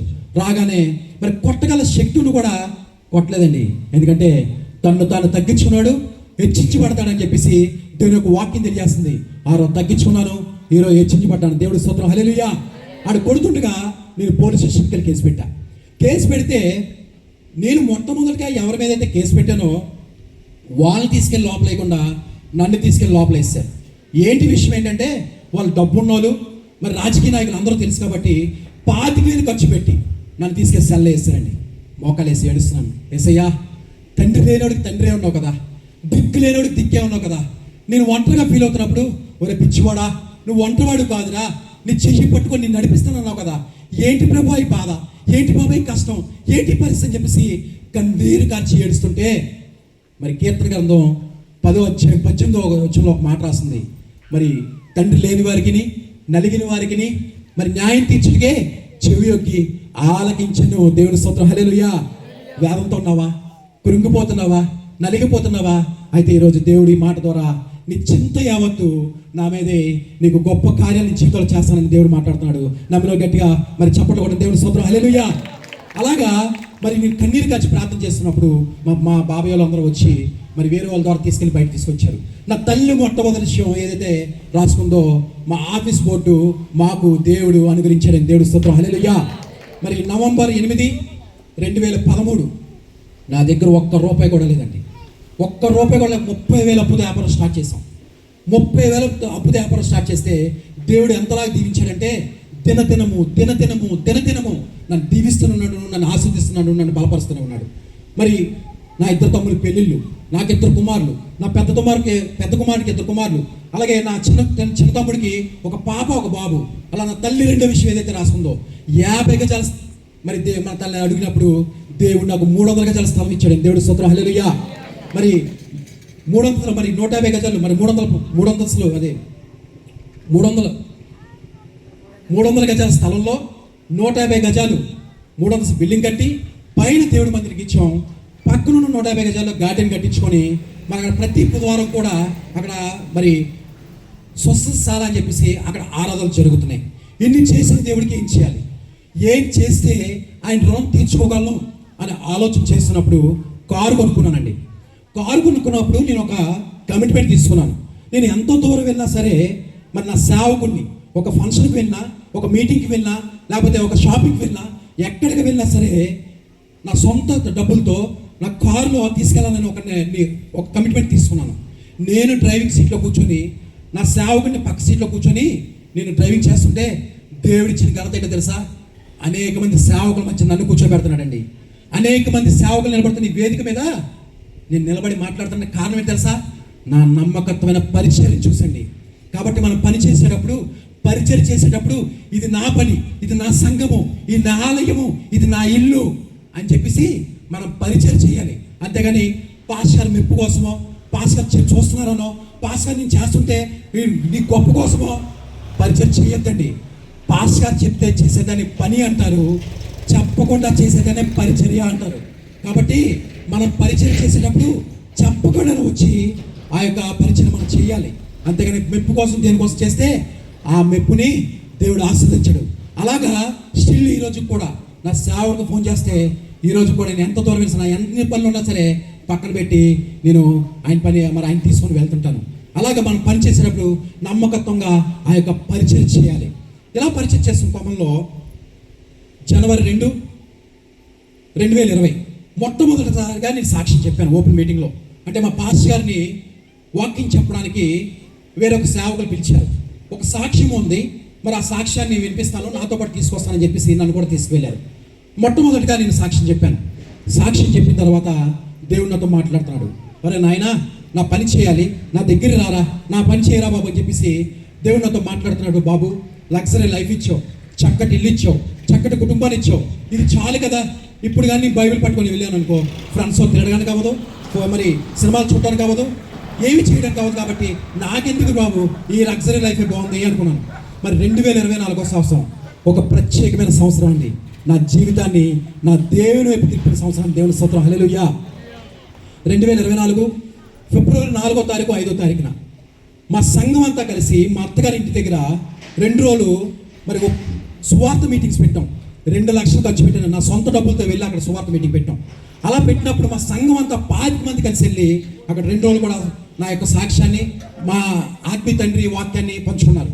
మన సాక్ష్యం అయిన తర్వాత మరి 10 మంది కుర్రాళ్ళు వచ్చి, అన్నా నేను సాక్ష్యం అయిన తర్వాత మరి నేను రక్షణ పొందుతానన్నా, నేను మారు మనసు పొందుతానన్నా, మరి నేను చర్చికి వెళ్తానని చెప్పినప్పుడు, డబ్బు సంపాదిస్తున్నప్పుడు కానీ, మరి ఇల్లు కట్టుకున్నప్పుడు కానీ, కారులో తిరుగుతున్నప్పుడు కానీ, ఫ్రెండ్స్తో తిరిగినప్పుడు కానీ, లోకంలో ఉన్నప్పుడు కానీ, సినిమాలు చూస్తున్నప్పుడు లేని సంతోషం ఆ ఒక్క వ్యక్తి చెప్పిన మాట నా హృదయాన్ని తాకిందండి. ఆ రోజు నిర్ణయించుకున్నాను, మరి ఇంతవరకు నా కుటుంబం కోసం బ్రతికాను, ఇక మీదట నా దేవాది దేవుని కోసం నేను బ్రతకాలని నిర్ణయించుకున్నాను. ఆ రోజు నుంచి ఈ రోజు అనేక ప్రాంతాల్లో, అనేకమైన మీటింగ్స్లో పరిశుద్ధాత్మ దేవుడు క్రీస్తు సాక్షిగా మరి వాడబడడానికి, తన వాక్కు ద్వారా వాడబడడానికి దేవుడు గొప్ప కృపని దేవుడు అనుగ్రహించాడని దేవుడు స్తోత్రం, హల్లెలూయా. ఎన్ని చేసిన దేవుడికి ఏం చేయాలి చెప్పండి? బ్రతకాలంటారా? ఒక విషయం చెప్పనా, నేను డైలీ 10 నుంచి 15 వేలు సంపాదిస్తానండి. రోజుకి 300 రూపాయలు 400 సంపాదించే వాళ్ళు చాలా బిజీగా ఉంటారు. సాఫ్ట్వేర్ ఇంజనీర్ అవనండి, ఎవరైనా అవనండి, నెలకు 30,000 సంపాదించే వాళ్ళు చాలా బిజీగా ఉంటారు. అలాంటిది రోజుకి 10 నుంచి 15 వేలు సంపాదించడానికి ఎంత బిజీగా ఉంటాను చెప్పండి? ఆలోచన చేయండి. అయితే లూకా సువార్త 15:7 మాట వస్తుంది, 99 మంది నీతిమంతులు మారు మనసు పొందకపోయినా ఒక పాపి రక్షించబడటం అంటే పరలోకంలో ఎంతో సంతోషం అన్న మాట నా హృదయాన్ని తాకిందండి. ఇక్కడ ఎంతమంది వచ్చారు, ఎంతమంది బలపడ్డారు, ఎంతమంది రక్షించబడ్డారు నాకు కాదండి. ఒక్కరైనా సరే నా దేవుని కోసం బ్రతకాలని నిర్ణయించుకుంటే అదండి నాకు ₹1,00,00,000తో సమానం. కాబట్టి ఆ యొక్క పని చేస్తున్నప్పుడు అలాగా, అంటే చాలామంది ఏమనుకుంటారంటే, మా ఫ్రెండ్స్ అడిగారు, ఒరే నువ్వు ఉచితంగా డబ్బులు తీసుకోకుండా వెళ్తానంటున్నావు. మీరు ఉదయం ఏమో పెదనాన్ని ఫోన్ చేశారండి. ఫోన్ చేసి, అరే శివ ఎక్కడున్నావురా అన్నారు. మీరు రాజమండ్రిలో ఉన్నామంటే, కాదు పెదనాన్న అన్నాను. ఇలాగ హైదరాబాద్, మరి ఇలాగ మహబూబా నగర్ దగ్గరికి వచ్చాను, మహబూబాబాద్కి వచ్చాను, ఇలాగ 7 రోజులు సువార్త మీటింగ్స్ పెట్టాము అంటే బస్సులో వెళ్ళావా అన్నారు. కాదు పెదనాన్న, కారులోనే వెళ్ళాను అన్నాను. వాళ్ళకి తెలుసు నేను బస్సు ఎక్కను, ట్రైన్ ఎక్కనని. ఎంత దూరం వెళ్ళినా సరే నేను కారులోనే వెళ్తాను విషయం వాళ్ళకి తెలుసు. కారులో వెళ్ళావా అన్నారు. మరి సువార్త మీటింగ్స్ ఎక్కడరా అన్నారు. ఇలాగ వ్యాన్ పట్టుకొని వెళ్ళాను పెదనాన్న. 2 కారు వ్యాను 8 మంది కలిసి వెళ్ళారా అన్నారు. అవును పెదనాన్న అన్నాను. అంటే అబ్బో చాలా డబ్బు ఖర్చు అవుతుంది కదా, ఏంట్రా అని చెప్పేసి ఫోన్ పెట్టేశారు.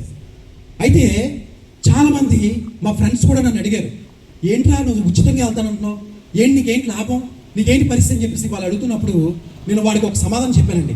ఏంటంటే, ఒరే నువ్వు ఒక కంపెనీలో పనిచేస్తున్నావు, స్టీల్ ప్లాంట్లో పనిచేస్తున్నావు, నీకు జీతం ఎవరిస్తున్నారు? ఆ యొక్క యజమాని నీకు జీతం ఇస్తున్నారు. అంటే దేవుడు సృష్టించిన మనిషే నీ కష్టానికి ఫలితంగా ప్రతి నెల కూడా నీ జీతం నీకు ఇస్తున్నప్పుడు దేవుని పని చేస్తుంటే నన్నెందుకు ఉచితంగా ఉంచుతాడరా అని చెప్పాను. అందుకే కొరింథీయులకు రాసిన పత్రిక 1 కొరింథీయులకు రాసిన పత్రిక 9వ అధ్యాయం 16, 17, 18 మాట రాస్తుంది. 16వ వచనంలో సువార్త ప్రకటించకపోవడం వల్ల నాకు శ్రమ. అలాగే 17వ వచనంలో మాట రాస్తుంది, చదవండమ్మా. 1 కొరింథీయులకు రాసిన పత్రిక 9వ అధ్యాయం 17వ వచనం ఒకసారి చదవండి. ఇది నేను ఇష్టపడి చేసిన ఎడల నాకు జీతము దొరుకును. ఎవరిస్తారని జీతం? ఇది నేను ఇష్టపడి చేసిన ఎడల నాకు జీతం దొరుకునంట. అలాగే 18వ వచనంలో మాట వస్తుంది, సువార్త ప్రకటించడమే నా జీతం. ప్రకటన గ్రంథం 22:12 ఒక మాట రాస్తుంది, వారి వారి క్రియలు చొప్పున వారి ప్రతిఫలాన్ని, వారి జీతము నా దగ్గర దాచి ఉంచాను. ఎవరి దగ్గర దాచి ఉంచానమ్మా? దేవుని దగ్గర.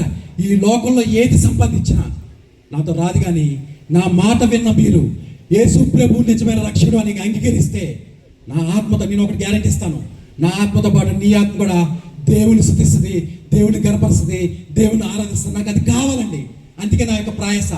ఒక్కరున్నా సరే నా యొక్క రక్షణ సాక్ష్యాన్ని చెప్పడానికి ఉచితంగానే ఒక్కరున్నా సరే నేను చెప్తానండి. అలా నా జీవితంలో చేసిన కార్యాలు బట్టి దేవుడు ఎందుకు పనికిరా నన్ను ఒక పనికి వచ్చే పాత్రగా నన్ను దీవించినందుకు మరి నా ఉచితమైన రక్షణని సాక్ష్యాన్ని పంచుకోవడానికి మీ ముందుకు వచ్చాను. మరి చివరగా ఎన్ని చేశాడు దేవుడు. ఇవన్నిటి బట్టి దేవుడు నా జీవితంలో ఏం చేశాడండి? మేలు చేశాడు. ఒక కీడు వెనకాల మేలు. చాలామంది కీడును గుర్తుంచుకుంటారు, మేలును మర్చిపోతారండి. అసలు విషయం చెప్పనా? అమ్మాయి ఉరేసుకొని చనిపోయింది అన్నాను కదా. అమ్మాయి ఉరేసుకొని చనిపోలేదండి, అమ్మాయిని చంపేశారు. అంటే వాళ్ళ తల్లిదండ్రుల్ని చీటీ డబ్బుల కోసం వాళ్ళ తల్లిని చంపేశారు. అలాగే ఈ అమ్మాయి పేరు మీద 20 లక్షల రూపాయలు ఫిక్స్డ్ డిపాజిట్, 2 ఇల్లులు ఈ అమ్మాయి పేరు మీద ఉన్నాయి. వాళ్ళ బావగారు 40 లక్షలు అప్పు అయిపోయారు. అయితే ఈ అమ్మాయి కానీ పెళ్లి చేసుకుంటే ఆ ఆస్తి అంతా నాకు చెందుద్దని, ఆ డబ్బు అంతా నాకు చెందుద్దని అక్క, బావ, అమ్మ ముగ్గురు కలిసి అమ్మాయిని చంపేశారండి. ఒకవేళ నేను ఆ పెళ్లి చేసుకుని ఉంటే అయితే నన్ను చంపేసేవారు, లేకపోతే అమ్మాయిని చంపి నన్ను తీసుకెళ్ళి జైలు వేసేవారండి. దేవుడు ఇక్కడ ఏం చేశాడండి? ఒక కీడు వెనకాల మేలు. అలాగే అమ్మాయి వెళ్ళిపోయింది అన్నాను కదా. అమ్మాయి ఏమైందంటే ఆ అమ్మాయికి ఎయిడ్స్ వచ్చి చనిపోయిందండి. ఒకవేళ నేను పెళ్లి చేసుకుని ఉంటే అమ్మాయికి ఎయిడ్స్ వచ్చేది, అంటే నాకు ఎయిడ్స్ వచ్చేది, నేను కూడా చనిపోయాను. దేవుడు ఇక్కడ ఏం చేశాడు? ఒక కీడు వెనకాల మేలు. మరి నా 3 లక్షల రూపాయలు అప్పు ఎవరు తీర్చారండి? దేవుడు. అంటే ఎలాగా? అంటే ఒకవేళ దేవుడే వచ్చి డైరెక్ట్గా వచ్చి సాయం చేస్తే ఒరే బాబు ఇటు పిచ్చోడరా అంటారు. ఒక వ్యక్తికి కావాలి కాబట్టి ఆ వ్యక్తిని నిలబెట్టుకొని నా 3 లక్షల రూపాయలు అప్పు తీర్చాడండి. ఒక కీడు వెనకాల మేలు. ఆఫీస్ బోర్డు నా అంతలు నేను లాక్కున్నానా? ఆయన అంతలో ఆయన ఇచ్చారా? ఆయన అంతలో ఆయన ఇచ్చారు. ఎలాగంటారు? అంటే ఈరోజు నేను వచ్చి సాక్ష్యం చెప్పాలన్నా ఆయన అడిగి రావాలి, ఆయన వద్దంటే మానేయాలి. అదేంటిది? బానిస బతుకు. ఆ బానిసత్వం నుంచి దేవుడు నాకు విడుదలిచ్చి మరి స్వతంత్రంగా వెళ్ళు, స్వతంత్రంగా ప్రకటించు, స్వతంత్రంగా జీవించు అని చెప్పేసి మరి దేవుడు ఆ బానిసత్వం నుంచి దేవుడు విడుదలిచ్చాడండి. ఒక కీడు వెనకాల మేలు. కాబట్టి ఇన్ని చేసిన దేవుడికి ఎలాగా మనం ప్రతి ఒక్కరు కూడా కృతజ్ఞత కలిగి ఉండాలండి. అలాగే ఈరోజు ఇంత దూరం నేను వచ్చాను, ఇంతమందిగా వచ్చి నా సాక్ష్యాన్ని విన్నారు, మీరు బలపడరు. అలాగే మీ గ్రామంలో ఎంతోమంది నశించిపోతున్న వాళ్ళు చాలామంది యవనస్తులు ఉన్నారు, ఎంతోమంది గ్రామ ప్రజలు ఉన్నారు. మరి వారందరికీ సాక్ష్యం చెప్పాలని నేను వచ్చి చెప్పగలనా? మరి చెప్పలేనప్పుడు ఎవరు చేయాలి నా పని? ప్రతి ఒక్కరూ కూడా సాక్ష్యం కలుగుండి. నీ వీధిలో నీ సాక్ష్యం ఏంటి? నీ సంఘంలో నీ సాక్ష్యం ఏంటి? నీ కుటుంబంలో నీ సాక్ష్యం ఏంటి? వీధిలో ఒకటి, సంఘంలో ఒకటి, అలాగే నీ కుటుంబంలో ఒకటి ఉంటే మన నిజమైన క్రైస్తవం కాదు. 3 కూడా ఒకటే ఉన్నప్పుడే నిజమైన క్రైస్తత్వం అండి, నిజమైన క్రైస్తవం అండి. కాబట్టి మన సాక్ష్యం కలిగి ఉండి ఆ సాక్ష్యం ద్వారా కూడా మీరే సువార్త ప్రకటించగల మీ యొక్క జీవితమే ఒక సువార్తగా మారాలండి. ఆ జీవితమే మాట్లాడాలి. అలా నా జీవితం ఈరోజు ఎంతోమంది 2 సంవత్సరాలకు ముందు ఒరే శివ అనేవారు, ఈరోజు శివ అనడానికి భయపడుతున్నారండి. నీ మాట తీరు మారిపోయిందని చెప్పేసి ఈరోజు నాకు ఎంత గౌరవిస్తున్నా తెలుసా? ఈ గౌరవం రావడానికి కారణం ఏంటి అంటే నా జీవితంలో ఇన్ని జరిగాయి కదా. నా టర్నింగ్ పాయింట్ ఏంటంటారు? ప్రతి ఒక్కరి జీవితం పిలువబడిన వారు అనేకులు, ఏర్పాట్లు ఉన్నారు ఎంతమంది? కొంతమందే. అంటే ఏర్పాట్లో నేను ఒక్కనే ఉన్నానా? పిలవడం మీ అందరా? మీరు ఏర్పాట్లో లేరా? అంటే ప్రతి ఒక్కరు కూడా పాపం ఒప్పుకొని పశ్చాత్తాపడి విడిచిపెట్టాలండి. ప్రతి ఒక్కరి జీవితాన్ని, ప్రతి ఒక్కరిని దేవుడు ఎన్నుకున్నాడు. ఒకసారి ఆలోచన చేయండి. అలాగా మనం విడిచిపెట్టేది ఏంటో, మనం ఏం తప్పు చేస్తున్నామో మనకే తెలుస్తుంది. అలాగా నా జీవితంలో దేవుడు చేసినప్పుడు ఈ టర్నింగ్ పాయింట్ ఏంటి అని చెప్పి ఆలోచన చేస్తున్నప్పుడు నా తండ్రి చనిపోయాడు, ఇదే నా టర్నింగ్ పాయింట్ అనుకున్నాను. తర్వాత అమ్మాయి చనిపోయింది, ఇదే టర్నింగ్ పాయింట్ అనుకున్నాను. అయితే మరి ఒక అమ్మాయి మరి పెళ్లి కాకముందే వెళ్ళిపోయింది, ఇదే టర్నింగ్ పాయింట్ అనుకున్నాను. అలాగే మా పార్ట్నర్ నన్ను కొట్టి నన్ను చంపబోయాడు, ఇదే టర్నింగ్ పాయింట్ అనుకున్నాను. కానీ ఇవన్నీ ఆలోచన చేసినప్పుడు దేవుడు నాకు ఒక విషయాన్ని బయలుపరిచాడు. ఇవన్నీ కాదని టర్నింగ్ పాయింట్. నా జీవితంలో కూడా ఒక పొరపాటు ఉందండి. నా జీవితంలో కూడా నేను చేసిన పాపం ఒకటి ఉందండి. ఆ పాపాన్ని విడిచినప్పుడు లోకము ఇచ్చిన మర్యాద వేరు, దేవుడు నాకు ఇచ్చిన మర్యాద వేరండి. ఏంటంటే నేను పెళ్ళైన కొత్తలో నాకు వస్తున్న డబ్బులు, వ్యాపారంలో వస్తున్న డబ్బులు సరిపోకపోతుంటే నేనేం చేశానంటే మా డ్రైవర్ దగ్గర కూర్చొని ప్యాకప్ నేర్చుకున్నాను. ప్యాకెట్ నేర్చుకొని ప్యాకెట్ ఆడుతుంటే ఏంటంటే రోజుకి ఏమో వ్యాపారం చేస్తే 1000 రూపాయలు వచ్చేవి, ప్యాకెట్ ఆడితే రోజుకి 5,000 6,000 వస్తుండేవి. ఇదేదో బాగుందని చెప్పేసి నేనేం చేశానంటే ప్రతిరోజు కూడా తెల్లవారుజాము 7ంటికి వెళ్ళిపోయి మళ్ళీ తెల్లవారుజాము 4ంటికి వచ్చేవాడిని. ఉదయం 7 గంటలకు వెళ్ళిపోయి తెల్లవారుజాము 4ంటికి వచ్చేవాడిని.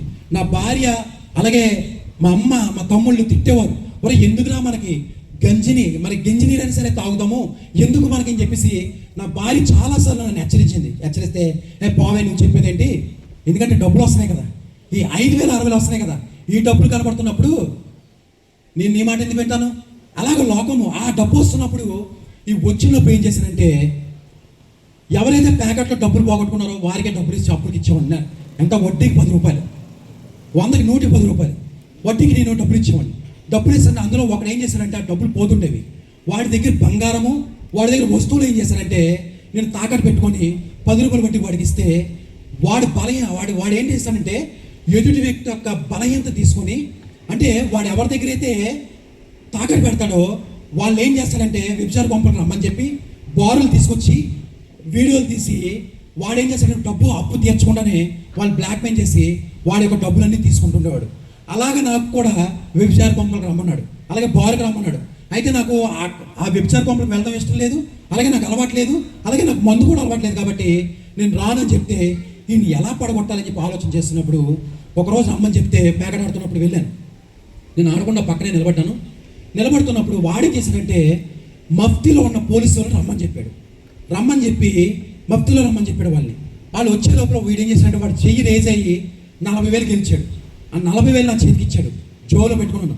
తమ్ముడు నా చెయ్యి రేజ్ అవుతుంది, 1 నిమిషం ఉండు, మిగిలిన డబ్బులు కూడా అప్పు తీర్చేద్దని చెప్పేసి అన్నప్పుడు వీడు ఆడుతున్న క్రమంలో పోలీసులు వచ్చారండి. పోలీసులు వస్తే వాళ్ళు మఫ్తీలో వచ్చారు కదా నాకు తెలియదు. చుట్టుపక్కల ఉన్న అందరూ పారిపోయి వెళ్ళిపోతున్నారు. వాళ్ళు వెళ్ళిపోతుంటే నేను అక్కడే ఉన్నాను. ఈ వెనక నుంచి పోలీసుడు వచ్చి తప్పని మొక్క మీద కొట్టాడండి. వెంటనే వెనక తిరిగి వెళ్ళి ఎవడరా నువ్వు నన్ను కొట్టే ఉన్నాను. వెంటనే పక్కన ఉన్నాడు అంటున్నాడు వీడు, పోలీసుడు జాగ్రత్త ఏం మాటకంటే వెంటనే నన్ను అందరూ చూస్తుండగా, అంటే ఆఫీస్ కాడ నాకు ఒక మంచి గౌరవం ఉంది. అక్కడ చుట్టుపక్కల ఉన్న వాళ్ళందరూ కూడా మా ఆఫీస్కి టీవీ చూడడానికి వస్తారు. నేను వెళ్ళగానే వాళ్ళందరూ బయటికి వెళ్ళిపోయేవారు. అలాంటిది వాళ్ళందరూ చూస్తుండగా నన్ను మోకాల మీద కూర్చోబెట్టి వాళ్ళందరూ చూస్తుండగా నన్ను కొట్టి నా జోబులను డబ్బులంతా తీసుకొని అలాగే నా ఫోన్లన్నీ తీసుకొని వాళ్ళు అందరూ చూస్తుండగానే జీబెక్కించి పోలీస్ స్టేషన్ తీసుకెళ్లారండి. 24 గంటలు పోలీస్ స్టేషన్ ఉన్నప్పుడు చాలా బాధపడ్డాను. లోకంలో ఏదో సంపాదిస్తానని పరిగెడితే లోకం ఇచ్చి మర్యాద ఏం చేసి తెలుసా, నన్ను పోలీస్ స్టేషన్లో కూర్చోబెట్టిందండి. కానీ దేవుడిచ్చి మర్యాద ఏంటో తెలుసా, ఎంతమంది ముందు నన్ను పరిచయం చేయడమే కాదు, నా యొక్క రక్షణ సాక్ష్యాన్ని అనేకమైన గ్రామాలు తీసుకెళ్ళి దేవుడు అనేక మందికి నన్ను పరిచయం చేయడమే కాకుండా అనేక మంది జీవితాలు మారడానికి కారణమైంది. ఎందుకో తెలుసా, నేను పాపం ఒప్పుకున్నాను, మళ్ళీ పశ్చాత్తాపడ్డాను, విడిచిపెట్టానండి. మళ్ళీ అన్నడూ కూడా ఆ రోజు నుంచి ఈ రోజు వరకు మళ్ళీ వెనక తిరిగి ఆ ప్యాకెట్ వైపు కానీ ఆ లోకపు సంపాదన కానీ ఆ తప్పు కానీ చేయడానికి ఇష్టపడలేదు. అలాంటిది విడిచిపెట్టే తత్వం మనలో కూడా నాకు కూడా వాడబడాలి. నాకు కూడా దేవుడు నాకు ఒక ఘనమైన కీర్తి ఇవ్వాలి, నాకు ఘనమైన మరి ఒక ఉన్నత స్థితి ఇవ్వాలని చెప్పేసి కోరుకుంటే నీలో కూడా ఒక విడిచిపెట్టే తత్వం ఒకటి ఉంది. ఈరోజు రాత్రి నీతో మాట్లాడుతున్నాడు దేవుడు. ఆ విడిచిపెట్టే తత్వం నీతో ఉంటే, అది విడిచిపెడితే, నీ పాపం ఒప్పుకుంటే, నువ్వు పశ్చాత్తాపడితే నా జీవితంలో చేసిన కార్యమే నీ జీవితంలో దేవుడు చేసిపోయబోతున్నాడు. దేవుడు స్తోత్రం, హల్లెలూయా. కాబట్టి నన్ను దీవించి దేవుడు నిన్ను దీవించడా, నన్ను ఆస్వాదించి దేవుడు నిన్ను ఆస్వాదించడా, నన్ను ఒక ఉన్నత స్థితి ఇచ్చిన దేవుడు నిన్ను ఉన్నత స్థితి ఇవ్వడా. నువ్వు నమ్ముకున్న దేవుడు ఒకటి, నేను నమ్ముకున్న దేవుడు ఒకటా? కాదండి, నేను నమ్ముకున్న దేవుడు ఒక్కడే. కాబట్టి ఆ దేవుడు నమ్ముకున్న మనం జీవితంలో ఏదైతే విడిచిపెట్టాలని ఉందో అది విడిచిపెట్టండి. ఈరోజే నువ్వు ఒక సాక్షిగా ప్రతి సంఘంలో ప్రతి ఒక్క నీతిమంతుడు ఉంటే ఆ గ్రామం బాగుంటుంది, ఆ యొక్క రాష్ట్రం బాగుంటుంది, ఆ యొక్క దేశం బాగుంటుంది, ప్రపంచం బాగుంటుంది. కాబట్టి ప్రతి ఒక్కరు ఒక నీతిమంతులుగా మనం మార్చుతున్నప్పుడు దేవుడు మన జీవితాల్లోనే కాదు మన గ్రామాన్ని కూడా మారుస్తాడండి. కాబట్టి విడిచిపెట్టవలసింది ఏమైనా ఉంటే అది నీకు మాత్రమే తెలుసు. కాబట్టి ఆ విడిచిపెట్టండి. దేవుడు మిమ్మల్ని కూడా ఎన్నుకోబోతున్నాడు, దేవుడు మిమ్మల్ని కూడా వాడుకోబోతున్నాడు. దేవుడు నాకు ఇచ్చిన యొక్క గొప్ప ధన్యత బట్టి నా యొక్క పరిచయం కోసం నా యొక్క మరి ఏ ప్రాంతాలకు వెళ్ళినా సరే మరి బలంగా వాడుకోవాలని మరి మీ అందరికీ అనుదిన ప్రార్థన జ్ఞాపకం చేసుకోండి. ఎందుకంటే గత 24 రోజుల నుంచి నా వాయిస్ పోయిందండి. వాయిస్ పోయిన తర్వాత మరి ఈ వారం రోజులు ఉంది ఏ విధంగా పరిస్థితి అని చెప్పేసి 3 దినాలు నేను పాస్టింగ్ గురించి ప్రార్థన చేసినప్పుడు 3వ దినం అద్భుతంగా దేవుడు నన్ను స్వస్థపరిచి మరి ఇంకా కొంచెం వాయిస్ రావాలి, ఇంకా గంభీరంగా వస్తుంది వాయిస్. కానీ మరి అపవాది ఎన్ని ప్రయత్నాలు చేస్తుందో నన్ను చంపడానికి కానీ లేకపోతే ఇంకోటి కానీ ఎక్కడా అది జయించలేదు. ఇప్పుడు నేను ప్రకటిస్తున్నందుకు ఎక్కడ పెట్టిందంటే నా గొంతులో పెట్టిందండి. కాబట్టి మీ అనుదిన ప్రార్థనలో అది నన్ను ఏం చేయలేదు. నా గొంతు పోయినా, నా ప్రాణం పోయేంత వరకు కూడా నా క్రీస్తు కోసం నేను ప్రకటిస్తూనే ఉంటాను. నా క్రీస్తు కోసం నేను బ్రతుకుతాను. ఎన్ని శ్రమలే వచ్చినా, ఎన్ని నిందలే వచ్చినా నా దేవుని కోసం నేను బ్రతుకుతాను. కాబట్టి మీ అనుదిన ప్రార్థనలో మీరు జ్ఞాపకం చేసుకోండి. ఎందుకంటే జర్నీ ఆఫ్ R116 అని చెప్పి ఒక మినిస్ట్రీ పెట్టాం. మరి దేవుణ్ణి అడిగాను, ప్రభువా ఒక ప్రత్యేకమైన పేరు కావాలి నాకు, మరి ఆ పేరు నాకు దయచేయని చెప్పి 7 దినాలు నేను ఉపవాసం ఉండి ప్రార్థన చేసినప్పుడు దేవుడు నాకు ఒక ఆలోచన దేవుడు ఇచ్చాడు. R116 అంటే సువార్త అని చెప్పేసి వేరే మీద రాశాను అనుకోండి, ఆ గ్రామాల్లో చాలా గ్రామాలకి వెళ్ళడానికి చాలా ఆటంకాలు ఉన్నాయి. అలాగే దేవుడు నేను అడిగినప్పుడు R116 అని చెప్పేసి దేవుడు నాకు దర్శనంలో చెప్పినప్పుడు మరి ఆ యొక్క పేరు పెట్టడం జరిగింది. R116 అంటే R అంటే రోమియోలు రాసిన పత్రిక 1వ అధ్యాయం 1 అంటే 1వ అధ్యాయం 16వ వచనం, సువార్త ప్రకటించటకు నేను సిగ్గుపడువాను కాను అని ఒక ప్రత్యేకమైన పేరు దేవుడు నాకు అనిపించాడు. దేవుడు స్తోత్రం, హల్లెలూయా. గూగుల్ సెర్చ్ చేస్తే ఎక్కడ వరల్డ్లోనే లేదండి ఆ పేరు. దేవుడు అలాగ ప్రత్యేకంగా నాకు ఆ పేరు ఇచ్చాడు. కాబట్టి ఈ R116 మినిస్ట్రీస్ కోసం, మా పరిచయం కోసం, పరిచయలో ఉన్న మా తమ్ముళ్ళు నిజంగా ఎంత డబ్బు ఖర్చు పెట్టినా, ఎంత చేసినా పని చేసేవాళ్ళు, పరిచయం చేసేవాళ్ళు లేకపోతే ఆ పని చేయలేవండి. నిజంగా నేను అయ్యగారికి చెప్పాను, నేను ఇద్దరే వస్తాం, వ్యాన్ వేసుకొని నేను వచ్చేస్తాను, మీరు ఇక్కడ ఎవరు ఎవరైనా ఏర్పాటు చేయండి అంటే, మీకు ఎందుకు నా డాడీ ఖచ్చితంగా నేను ఏర్పాటు చేస్తానని, మా అబ్బాయి జోషి ఉన్నాడు, అందరూ ఉన్నారు కాబట్టి నేను ఏర్పాటు చేస్తానని చెప్పారు. ఏర్పాటు చేస్తానని తర్వాత నాకు ఎందుకో మనసులో కాదు ఇద్దరు వెళ్ళడం కాదు, నాతో పాటు మా టీం తీసుకెళ్ళాలి అని చెప్పేసి నేను వెంటనే మా తమ్ముళ్ళు అడగగానే, అన్న వారం రోజులు మీతో ఉంటామని చెప్పేసి వాళ్ళ తల్లిదండ్రులు కూడా ఒప్పుకొని, వారు కూడా ఒప్పుకొని వాళ్ళ సమయాన్ని, అమూల్యమైన సమయాన్ని ఈ పరిచయం కోసం వారు ఇచ్చారు. కాబట్టి వారి కోసం కూడా మీరు ప్రార్థించండి. యవ్వన కాలంలో వాళ్ళ కాడి మోసే భాగ్యం వాళ్ళకి దేవుడు వాళ్ళకి అనుగ్రహించాలని, వాళ్ళ ఆశను నెరవేర్చాలని ప్రార్థించండి. మా యొక్క మినిస్ట్రీ కోసం ప్రార్థించండి. అవకాశం ఇచ్చిన మరొకసారి మీ అందరికీ ప్రత్యేక వందనాలు చెల్లించుకుంటూ, వేదిక కింద ఉన్న సేవకులకి, మరి వేదిక మీద సేవకులు ప్రతి ఒక్కరికి ప్రత్యేకంగా వందనాలు చెల్లించుకుంటూ దేవుడు ఇచ్చిన మాటలు దీవించును గాక. ఆమేన్.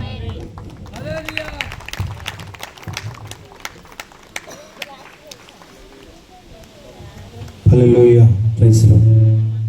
దేవుని నామానికి మహిమలు గాక. ఇప్పటివరకు సాక్ష్యం ఎప్పుడు వాక్యం ఉంటాము, కొన్నిసార్లు సాక్ష్యాలు కూడా వినాలి, విన్న సాక్ష్యం పట్టుకోవాలి.